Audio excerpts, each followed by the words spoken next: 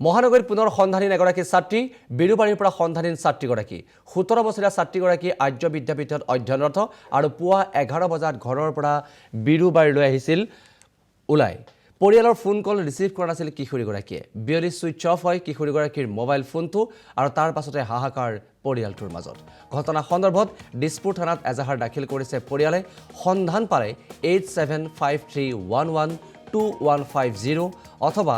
9864729755 এই নম্বৰত যোগাযোগৰ আহ্বান জনাইছে পৰিয়ালে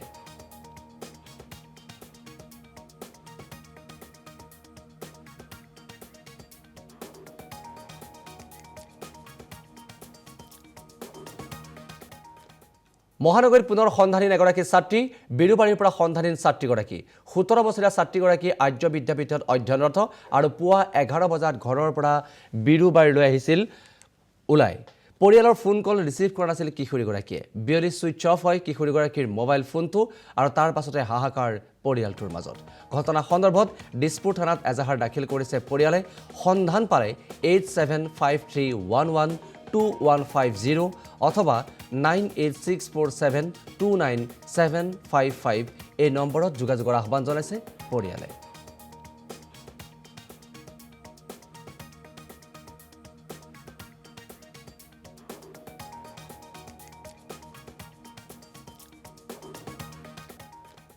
মহানগৰীত পুনৰ সন্ধানহীন এগৰাকী ছাত্ৰী বিৰুবাৰীৰ পৰা সন্ধানহীন ছাত্ৰীগৰাকী 17 বছৰীয়া ছাত্ৰীগৰাকী আৰ্য বিদ্যাপীঠত অধ্যয়নৰত আৰু পুৱা 11 বজাত ঘৰৰ পৰা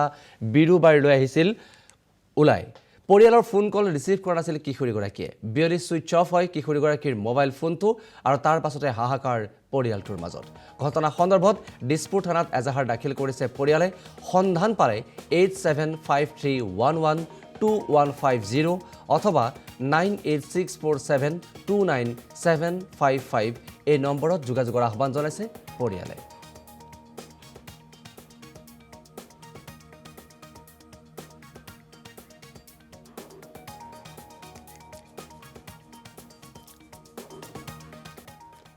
মহানগৰীত পুনৰ সন্ধানহীন এগৰাকী ছাত্ৰী বিৰুবাৰীৰ পৰা সন্ধানহীন ছাত্ৰীগৰাকী 17 বছৰীয়া ছাত্ৰীগৰাকী আৰ্য বিদ্যাপীঠত অধ্যয়নৰত আৰু পুৱা 11 বজাত ঘৰৰ পৰা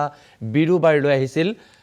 ওলাই পৰিয়ালৰ ফোন কল ৰিচিভ কৰা নাছিল কিশোৰীগৰাকীয়ে বিয়লি সুইচ অফ হয় কিশোৰীগৰাকীৰ মোবাইল ফোনটো আৰু তাৰ পাছতে হাহাকাৰ পৰিয়ালটোৰ মাজত ঘটনা সন্দৰ্ভত দিছপুৰ থানাত এজাহাৰ দাখিল কৰিছে পৰিয়ালে সন্ধান পালে 8753112150 অথবা 9864729755 এই নম্বৰত যোগাযোগৰ আহ্বান জনাইছে পৰিয়ালে